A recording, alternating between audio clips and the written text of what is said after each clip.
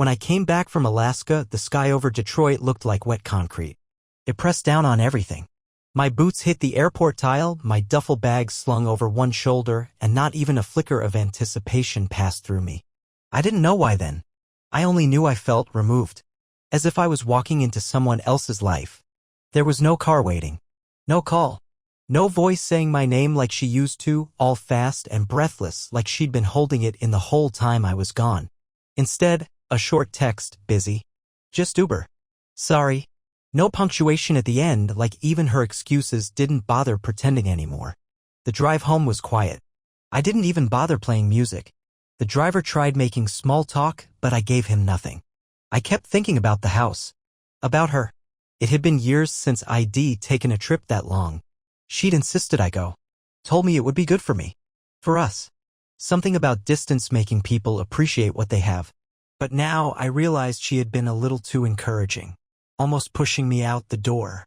I should have seen it. I should have seen everything. The first thing I noticed when I got home wasn't visual. It was weight. The air inside felt lived in by someone else. A new rhythm had settled into the walls. There was a bottle of red wine on the counter, half empty, with 2 glasses in the sink. She doesn't drink red. Says it gives her headaches. But that wasn't the strange part. There was a strange pair of socks balled up under the coffee table. Not mine. Too big for her feet. Different brand than I buy. At first, I tried to rationalize. Maybe her brother dropped by. Maybe she had friends over. But even as the thoughts floated through, they sounded fake. The dog didn't even bark when I opened the door. He just lifted his head like he was used to someone else coming and going. I went upstairs. Our bedroom was as tidy as a staged hotel suite. But the scent was different, like someone had sprayed cologne, strong and unfamiliar, and tried to cover it with a citrusy air freshener. I opened the closet. Nothing out of place. Still, something was wrong. A silent wrong. The kind of wrong that doesn't scream but waits to be discovered. I stood there in that quiet room for maybe 10 minutes, just listening. Hoping to hear something that would break the illusion. A drawer left ajar. A misplaced shirt. A piece of evidence small enough to ignore but loud enough to confirm. I got none of it. What I got was her voice downstairs unlocking the front door. She came in with grocery bags, keys jingling, humming a tune. She never hummed. Her eyes flicked up to me standing at the top of the stairs. No surprise. No smile. Just, oh, you're back already? Already. I had told her the flight schedule a dozen times. She knew. I walked down slowly, every step deliberate. Her hands didn't tremble. Her voice stayed light. But she didn't look me in the eye. You should have called, she said, unloading eggs and yogurt like nothing in the world was off. I stared at her back, the way she moved, like someone who lived here alone. Whose socks are under the table? She stopped, but just for a second. What? The socks. Under the table. They're not mine. They're not yours. She turned then, finally meeting my eyes. Her face twisted slightly, like she was deciding which version of the truth to sell me. I think Greg came over. Remember Greg? From the clinic? He was helping me fix the TV. Maybe he left them. Greg. The married IT guy from her job who talks about cryptocurrency and barely makes eye contact. And he drinks red wine now? That's when I saw it. The flicker. Not guilt. Contempt. As if I was the fool here. As if I had dared to notice too much. She dropped the carton of eggs, and they cracked open across the counter. She didn't flinch. Are you seriously doing this the second you walk in? Doing what? Asking why another man's socks are in my house. You know what? I'm tired, she said, wiping her hands on a towel like she was done talking to a stubborn child. It's always drama with you. Drama. That word hit harder than I expected. Because there had been no yelling, no accusations before this. Just a question. One question. That night, she didn't sleep in our bed. She said she had an early shift. She took the guest room. The same one where I found a second used glass later tucked behind a nightstand as if someone had tried to hide it. I held it in my hand, warm from the heater vent beneath. It hadn't been there long. My phone buzzed the next morning. A blocked number. Just one text, he flies out tomorrow. Just so you know. No name. No context. But my blood ran cold. Because I suddenly remembered something she'd said before I left, that the local charter pilot who sometimes flew her patients to other cities had invited her to see the controls once, jokingly. I hadn't thought anything of it. I'd laughed. Now I wasn't laughing, and I hadn't even scratched the surface. The morning after that message, I stood in the kitchen with the coffee pot still half full, untouched. The sunlight spilled through the blinds like nothing was wrong. But I felt like I was standing on the edge of a hole I couldn't see the bottom of. The text looped in my mind. He flies out tomorrow. She was already gone when I woke up. No note, no message. The sheets in the guest room still warm. She hadn't even bothered to make the bed. I walked in and stood there, looking around like it would confess something to me. There was a faint scent in the air, not hers, not mine. That same damned cologne. I needed answers, not theories. I started combing through everything. Her nightstand drawer had always been off-limits. Her private space. That morning, I didn't care. I opened it. A tangle of receipts, old ID cards, gum wrappers, and buried under it all, a folded piece of printer paper with an address scribbled on it. Not a full one, just a street and a unit number. But I recognized the street. Near the small airport outside town. I drove there without thinking. Every red light felt like it was holding me hostage. My hands weren't shaking. I wasn't in shock anymore. I was clear, focused. I pulled into the lot of a sad little two-story apartment complex with peeling paint and one lopsided American flag.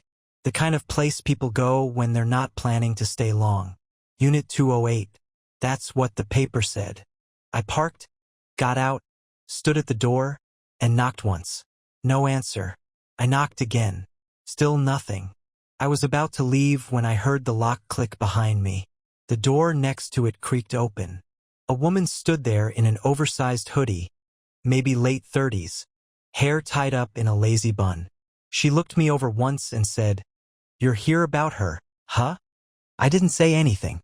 She nodded toward 208. "He's gone," she said. "Left early this morning. Took his duffel. You just missed them." Them? She smirked like I was asking the dumbest question she'd heard all week. "You really didn't know?" Then she rolled her eyes. "They've been using that apartment for weeks. Pilot Boy rents it month to month. She's been parking 2 blocks down, walking in through the back.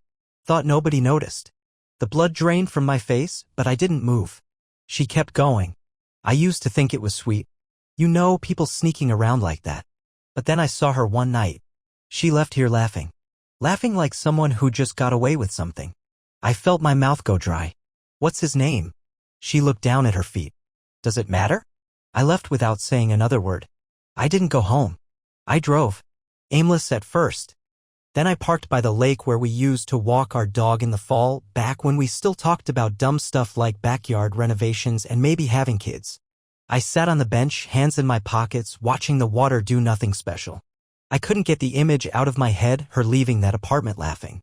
Not just cheating, not just hiding it, enjoying it. By the time I got back home, she was already there. Wearing one of those oversized sweatshirts she always threw on after a long day. Sitting on the couch, scrolling through her phone like I hadn't spent the whole day stepping on landmines she'd buried. She looked up. "Where were you?" My voice was flat. "I went for a drive." "Without telling me?" I laughed, sharp and humorless.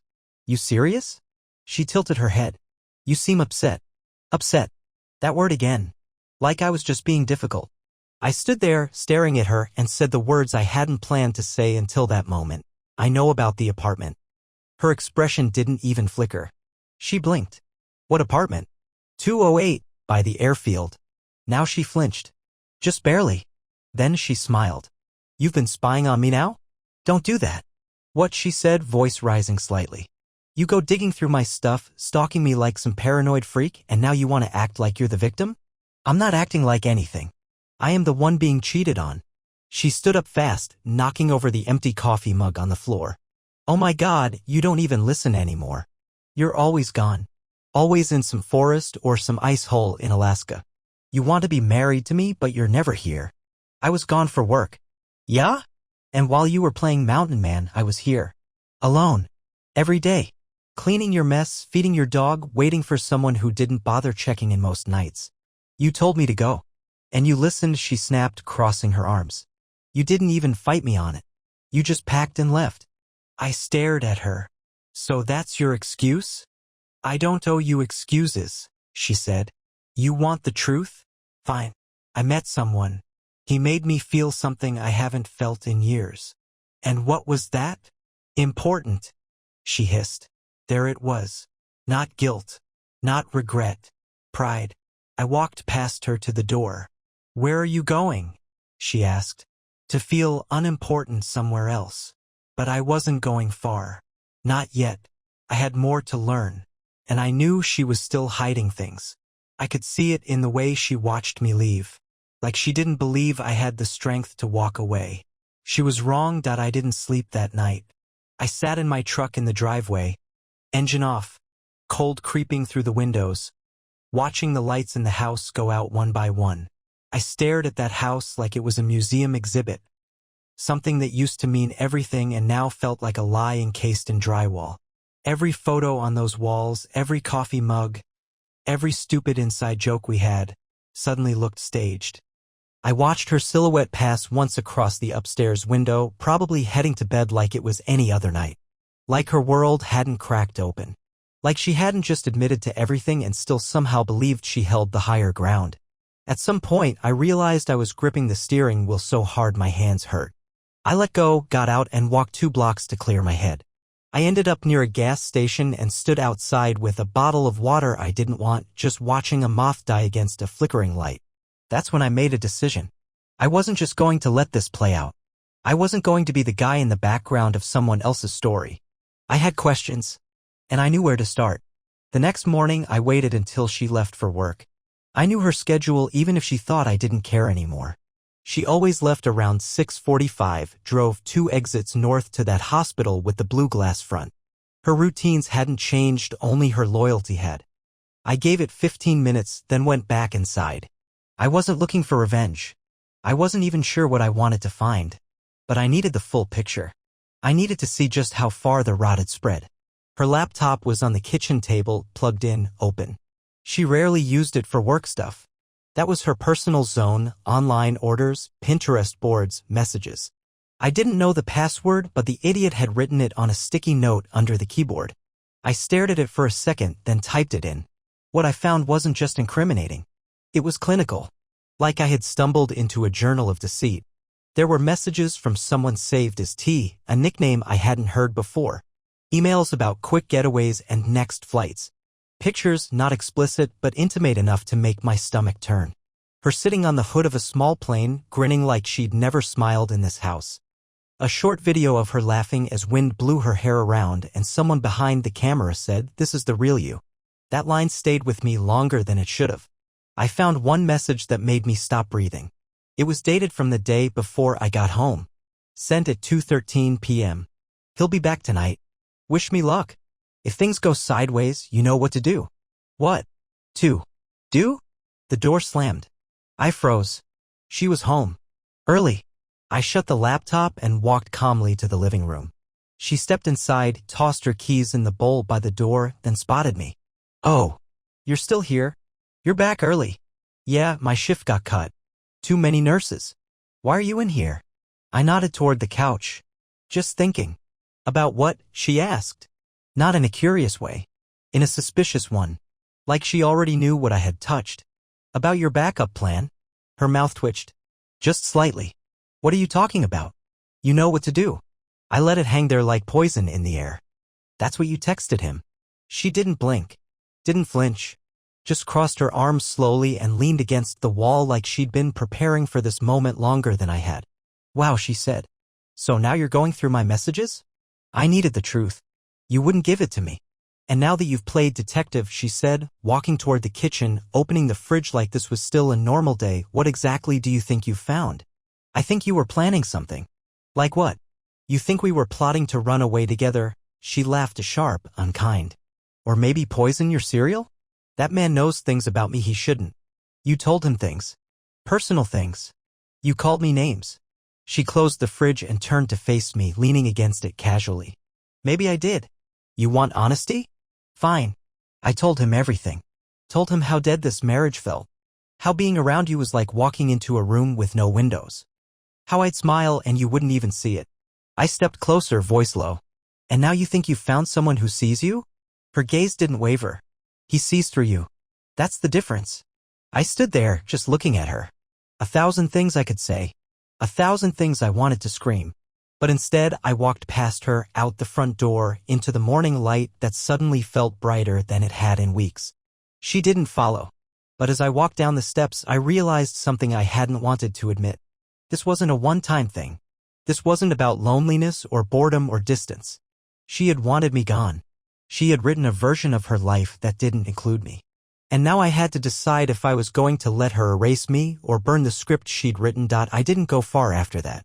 Just sat in the truck again, windows up, the world pressing in around me. I didn't even start the engine. I just stared at the dashboard like it owed me answers. My head was spinning, not from shock anymore. That stage had passed. Now it was something else. A quiet fury. A kind of calculation I didn't know I was capable of. She hadn't denied it. She hadn't even tried to fake remorse. What rattled me more than the affair was how certain she looked. Like this had always been the end game. Like she'd been playing chess and I'd been watching shadows on the wall. I thought back to all the weekends I spent patching up that old fence, budgeting, making dumb little plans. While I was doing that, she was learning how to disappear while still living in the same house. And that message, if things go sideways, you know what to do. It wasn't just carelessness. It was preparation. It meant she'd gamed out this moment, maybe even hoped for it. Maybe she thought I'd explode, throw things, give her the perfect scene to justify everything. But I didn't, and that unsettled her more than anger ever could. I pulled out my phone. No name attached to the blocked number that sent that message. I tried calling it. Straight to voicemail. I didn't leave a message. Then I remembered something. An old friend of mine, Dean, who worked security for a private airline down by the river. I hadn't talked to him in years, but I shot him a message anyway. Need a favor. You still got access to passenger logs? Small charters. 10 minutes later, why? I replied, need to know who was flying in and out of Beacon Strip in the last 72 hours. He said, give me a name. That's when it hit me. I didn't even know his full name. The man she was ready to replace me with. She just called him T in her messages. Sometimes Flyboy. Once, weirdly, she referred to him as Captain with quotation marks. I felt stupid for not knowing more and then angry for ever thinking I needed to.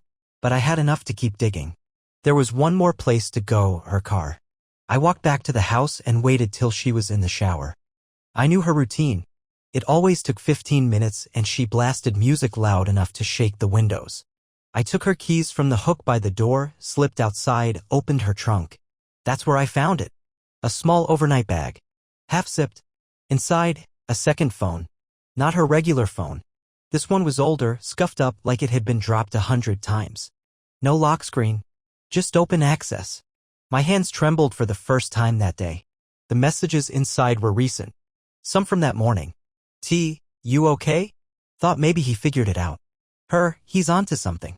But don't worry. He always backs off. That's his move.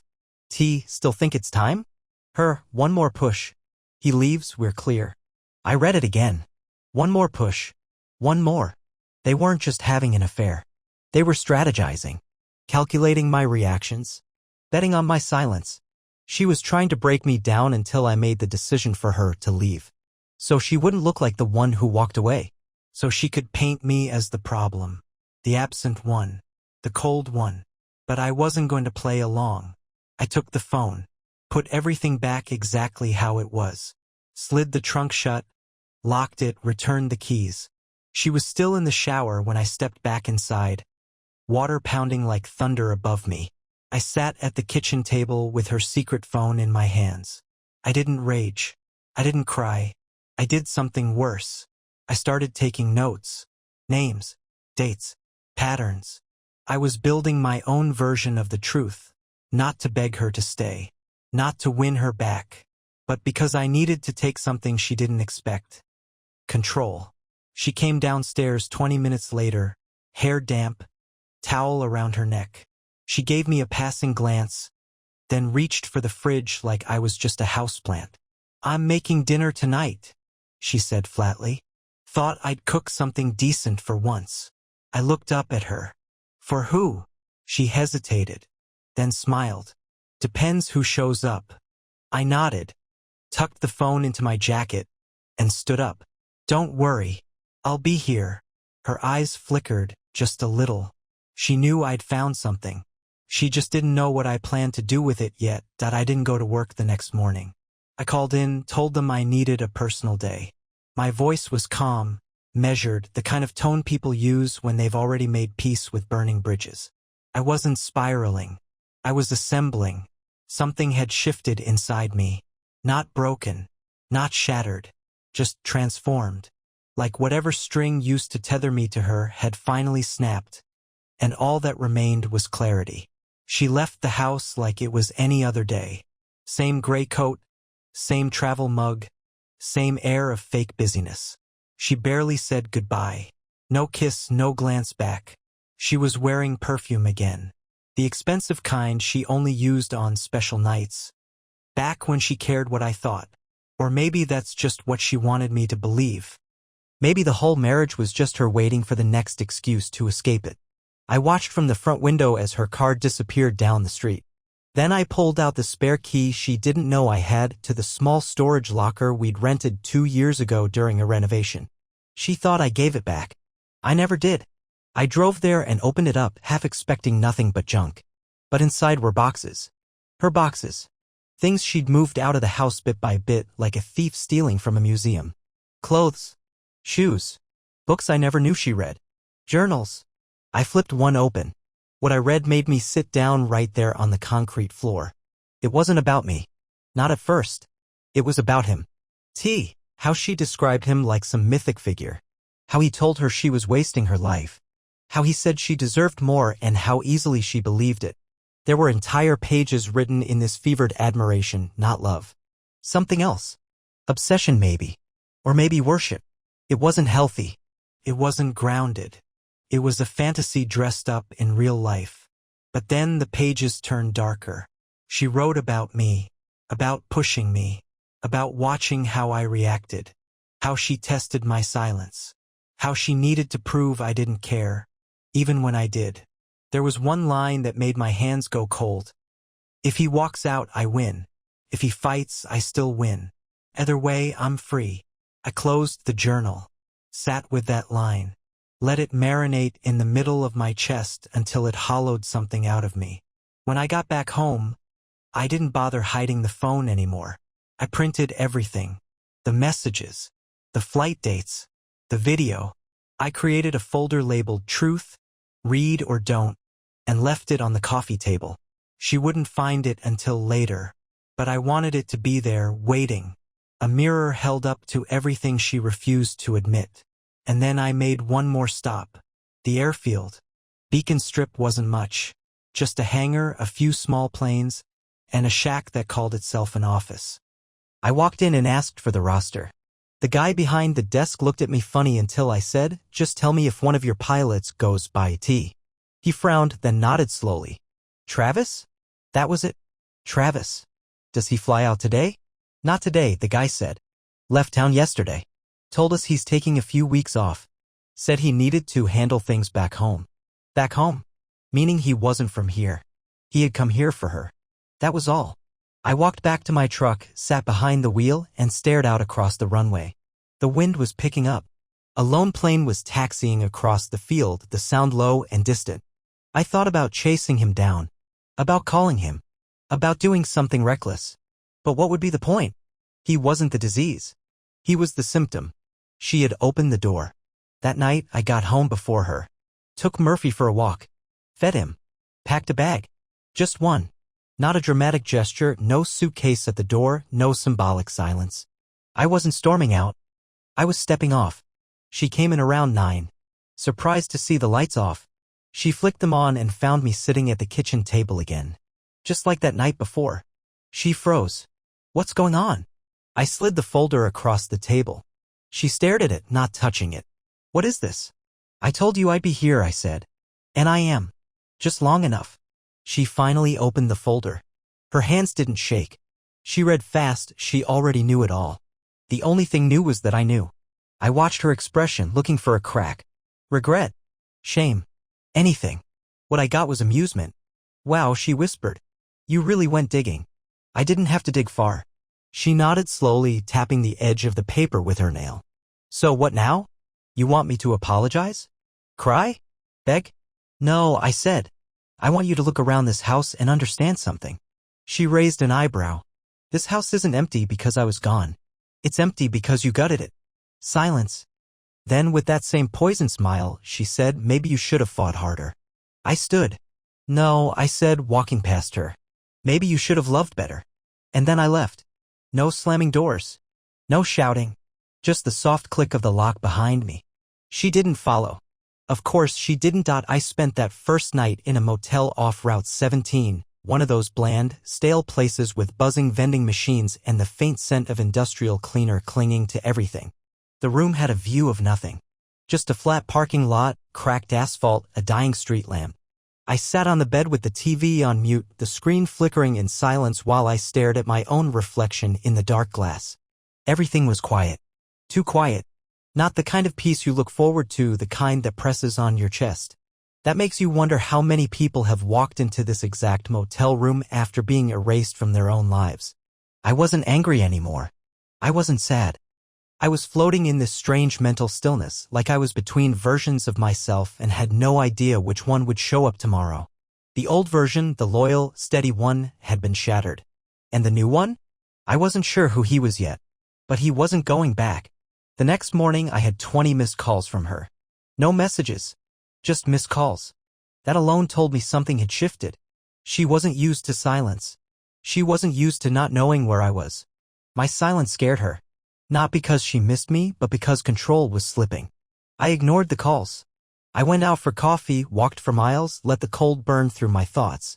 By afternoon, a new number lit up my phone. I almost didn't answer. But I did. Hey, a voice said, cautious. Male. Confident, but not smug. Who is this? I think you know, he said. My name's Travis. Of course. I waited. He didn't fill the silence. You got guts, I said. I figured a conversation was better than this thing going any darker. I almost laughed. You worried about things going dark now? I didn't come to you. You poked around where you shouldn't have. You mean the apartment you rented to hide your affair with a married woman? He was quiet for a second. Then, look, I didn't know what I was walking into. She told me you were separated. Said you were staying together for appearances. And you bought that. I did. For a while. I leaned against the wall of a hardware store, staring across the street at absolutely nothing. And now I'm not sure what's real. I don't know who she is. That caught me. It wasn't what I expected. I expected cocky. I expected indifference. Not that. Not regret. Not confusion. She's whoever she needs to be to get what she wants, I said. He was quiet again. Then, you leaving her? I already did. You planning on coming after me? Could have lied. I could have threatened. I could have said something theatrical. But instead I said, no, you're not the point anymore. That seemed to hit him harder than any threat would have. I thought I was helping her, he said finally. I thought she was stuck in something that was killing her. She is, I said. But it's not a marriage. It's herself. I hung up. That night, she showed up at the motel. She didn't call, didn't text, just knocked. I saw her through the peephole, standing there like someone trying to look humble but failing, wearing her old hoodie like it was a costume from a different life. I opened the door. She didn't come in. She stood in the frame like it was a test. You left without saying goodbye. There was nothing left to say. She nodded, looked down at her shoes. Then he called me. I know. She stepped back slightly, like the weight of this version of me made her uneasy. She tried to smile, but it collapsed halfway. You made a file? She said. Really? I wanted to make sure the truth didn't get lost in your performance. She bristled at that. You think this is all some performance? I stepped forward, closed the space between us. Not close enough to touch. Just close enough to make sure she heard me. I think you wanted me to break. So you could walk away clean. She said nothing. But I didn't break. And now you don't get to be the hero of the story. Her face twisted. Anger. Maybe shame. Maybe both. You're not perfect either, she hissed. Never claimed to be. She blinked. She wasn't ready for that. She came for a fight or an apology. Got neither. Then she said it, the one sentence that summed her up more than anything else. I don't know what you want from me. I don't want anything, I said. That's the problem, isn't it? She didn't answer. She turned and walked down the motel corridor without looking back. I watched her until she disappeared. She hadn't come to say sorry. She came to see if she still had power. And when she realized she didn't, she left. Again. I didn't see her again for almost a week. The days between stretched out strangely, like time had loosened its grip on me. I kept waking up before dawn in that same bland motel room, the TV remote untouched, the same 2 shirts hanging in the closet, the same wrinkled bag at the foot of the bed. I moved like a man in exile, not from a place, but from a version of myself that had quietly died without a funeral. I wasn't just mourning her. I was mourning me, the man who once defended her in every room, who excused every cold look, every dismissive sigh. I was mourning the part of me that believed in rough patches and second chances. That part was gone, and it left a vacuum I didn't know how to fill. Then, 7 days after she walked away from the motel, I got a call from her sister. Not someone I was close to. We'd always been polite, cordial. Her family liked me well enough, but they were her people. Always had been. Her sister's voice was sharp. Not concerned, just irritated. She's staying at my place now, she said without greeting. She showed up 2 nights ago with a suitcase and no explanation. Not my problem. She says you threw her out. I didn't throw her out. I left. She also says you threatened her. That made me pause. What? She says you were unstable. That you screamed at her. That you smashed your phone and told her you'd make her life hell. I was silent for a beat. Then I said it flatly. None of that happened. I didn't think so, her sister said, just as flat. That's why I'm calling. She's rewriting the script, I said.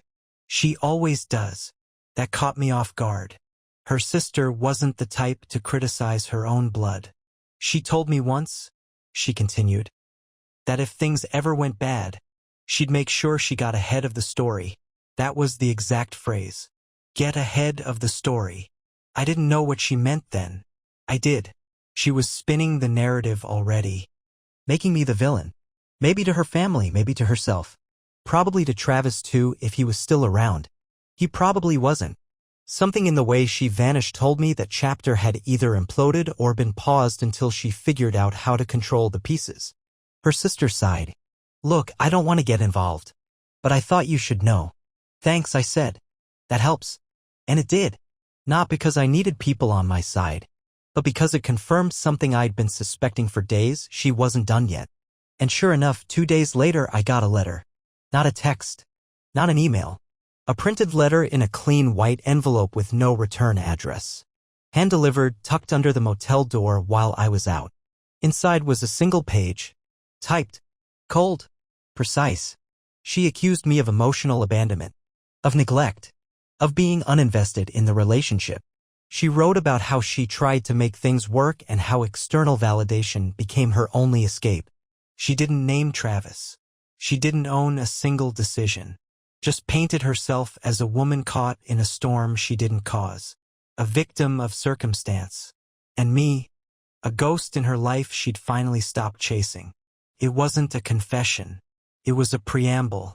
I folded it neatly and put it back in the envelope. Then I made a choice. I went to a lawyer the next day. Not for revenge.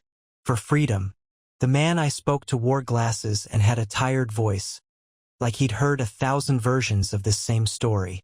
I told him the basics. He asked if I had evidence. I pulled out a flash drive and slid it across the table.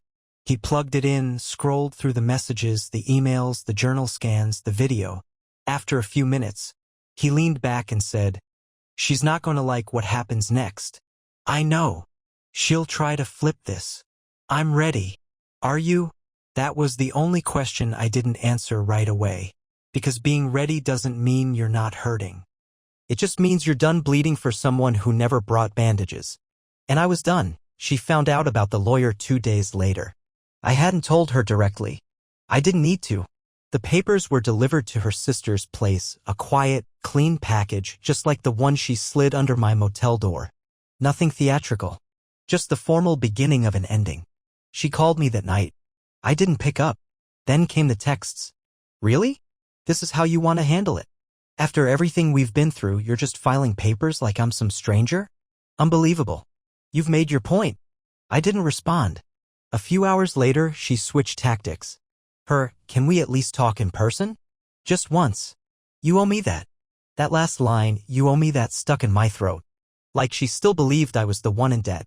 Like she hadn't torched the bridge and then stood there wondering why no one crossed it. I agreed to meet her. Not because she deserved it, but because I wanted to see what story she'd try to sell face to face, now that the performance had a legal end date. We met at a quiet diner just off the freeway, the kind of place where conversations die before dessert. She was already there when I walked in, sitting in a corner booth, nursing a coffee she wasn't drinking. Her hair was tied back, no makeup, wearing the same coat from that night at the motel. For a split second, she looked like the woman I used to love. But then she opened her mouth. So this is really happening. You made sure of that, I said, sliding into the booth across from her. She gave a soft, humorless laugh. You think I planned all this? No, I said. I think you just didn't care enough to stop it. She leaned forward, her tone shifting, soft, deliberate. I know I hurt you. I didn't plan for any of this to happen the way it did. You didn't plan it, I repeated. But you definitely prepared for it. She hesitated, just for a moment. Then her eyes hardened. You were gone for months at a time. Not just Alaska. Always somewhere else. You made it easy to stop trying. So you stopped, I said. Fine. You should have told me. But instead, you found someone else and made sure to drag it out until I was the one who had to make it official. That's the part you don't get. You didn't just betray me. You weaponized my silence. She didn't look away. I think she was proud of not flinching. You want me to say I'm sorry? She asked. No, I said. I want you to hear something. She raised an eyebrow. I loved you so hard I forgot how to love myself. I ignored signs. I made excuses. I defended you in rooms where you mocked me later. I begged for crumbs of affection, thinking I was asking for too much. I let you convince me that my quiet was the problem when really you just needed noise to cover your guilt. Her expression didn't shift, but her hands moved, subtle, nervous, tapping the edge of her cup. She was listening. And she hated that. You weren't trapped, I said. You were bored. And you mistook that boredom for being unloved. She looked away then. First time that night. Then she said it, the sentence that dropped the last curtain between us. I didn't think you'd actually leave. I nodded. I know. We didn't speak for a while after that. The silence wasn't tense. It was final. She paid for her coffee and stood. I stayed seated. Before she walked away, she said, You'll regret not fighting for me. I looked up at her. No, I said. You'll regret making me realize I shouldn't have to. She left. I didn't watch her go. There was nothing to see. The night after the diner, I packed the rest of my things from the house. Not because I needed them, most of what I owned could have fit in the back seat, but because I wanted to leave on my terms. No drama. No confrontations. Just closure. She wasn't there. Her car was gone. Probably with her sister. Maybe at another apartment. Maybe back with Travis if that sad little fairy tale hadn't already collapsed under the weight of reality. Didn't matter. The house was colder than I remembered. Not the kind of cold you fix with a thermostat. It was the kind that seeps into the walls when too many lies have been told inside them. I moved quietly, room to room, collecting only what was mine. I didn't touch her things. I didn't leave a note. I didn't need her to know what I took or what I left. That wasn't her privilege anymore. In our bedroom, I stood at the foot of the bed for a long time. Not thinking about her. Thinking about me, about how many nights I'd laid there, staring at the ceiling, trying to figure out what I'd done wrong. Wondering why the woman who used to laugh with me now barely looked at me. Wondering how long she'd been somewhere else in her mind while her body shared the same bed. And it hit me, I had spent more energy trying to make sense of her apathy than I had protecting my peace. I left the bracelet from Alaska on the dresser. The one I brought back for her. The one she never even asked about. Let her stare at it. Let her wonder. I was almost out the door when I saw Murphy, our dog, sitting by the back window. He looked up at me, ears perked, then trotted over and sat at my feet. I knelt down, scratched behind his ears. "You staying here?" I asked him softly. He tilted his head like he understood the weight in my voice. I stood, opened the front door, and waited. He walked out with me. Didn't even look back. We drove. Not anywhere specific. Just far. I had a cabin up north, small, plain, not much more than a shell with heat and plumbing. It was mine before her. Untouched. She'd only been there once. Said it was too quiet. I remembered laughing back then, thinking silence was a problem that could be fixed with music or conversation. Now I knew better. Silence isn't the enemy. Lies spoken with a smile are. The first night at the cabin, Murphy curled up by the fireplace and slept like he'd just dropped 10 years of tension. I sat in the armchair, an old blanket over my knees, staring at the flames and feeling something I hadn't in weeks, stillness. The kind that doesn't ache. I turned off my phone. Not in anger. In self-defense. Let her send more texts. Let her stew in the empty spaces where my reactions used to be. Let her imagine what I was doing, where I was, if I was angry or sad or healed. Let her wonder, because for the first time I didn't care. Not out of spite. Out of survival. That night I didn't dream about her. I didn't dream at all. And when I woke up the next morning, I didn't check for messages. I made coffee, sat on the porch with Murphy, watched the sky turn from gray to gold, and finally breathed like the air didn't cost me anything. The snow started falling the next evening, thick and slow, blanketing everything in the kind of silence that doesn't ask questions. Murphy and I had been at the cabin for 3 days. In that time, I hadn't spoken to anyone, hadn't read the news, hadn't once reached for the old patterns, the impulse to check her social media, to reread old texts, to pick at the wounds just to feel something. All that had faded. Not suddenly. Just like fog lifting. I started writing in a notebook. Not for closure, not to make sense of anything. Just to hear my own thoughts without her voice in the middle of them. I wrote down what I remembered about the early days, not the good parts, but the quiet parts. The red flags I ignored. The things she said that didn't feel right at the time but I'd convinced myself were harmless. The way she started asking fewer questions about my life. The way she'd pull her phone closer to her chest when she laughed at something. It wasn't about reliving it. It was about pulling the roots out of the ground, one by one, so nothing would grow back in the dark. A week later, I got a letter. Not from her. From Travis. No return address. Just a scrawl that said my name, and inside, a single sheet, handwritten. I left. Not just the city. Everything. She wasn't who I thought she was. I thought I was the answer to her pain. Turns out I was just the next tool. She told me lies about you, about herself, about what she wanted. I bought it because I wanted to. I'm not proud of it. I don't expect forgiveness. Just figured you should know I'm not staying in the story. I'm out. I stared at that letter for a long time. Then I burned it in the fireplace. Not because I hated him. Because he was finally irrelevant. He was the match. But she soaked the wood. I never replied. He didn't need one. He was just like me, once stuck in the center of her orbit, thinking proximity meant gravity. It didn't. Eventually, the texts from her stopped. After the paperwork went through, she signed without comment. No courtroom scenes. No theatrics. Just a signature on a dotted line and a sudden vacuum of attention. Maybe she moved on to the next chapter. Maybe she tried spinning the story again. But that chapter didn't include me anymore. And now? Now, I wake up with no dread. I walk Murphy in the woods and let him chase squirrels he'll never catch. I drink coffee that doesn't taste bitter from a clenched jaw. I talk to people again, not about her, not about what happened. Just about life. About now. Because now is real. What did I learn? That love isn't supposed to feel like surveillance. That silence isn't the same as peace until it is. That some people don't want partners. They want mirrors.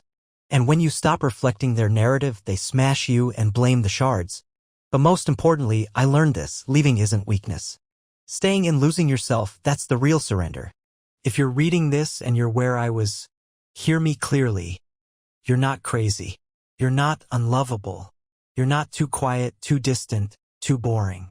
You're just with someone who needs you to believe that so they don't have to feel guilty for their choices. Walk away. Not to hurt them. To save you. That's what I did. And for the first time in years, I'm free.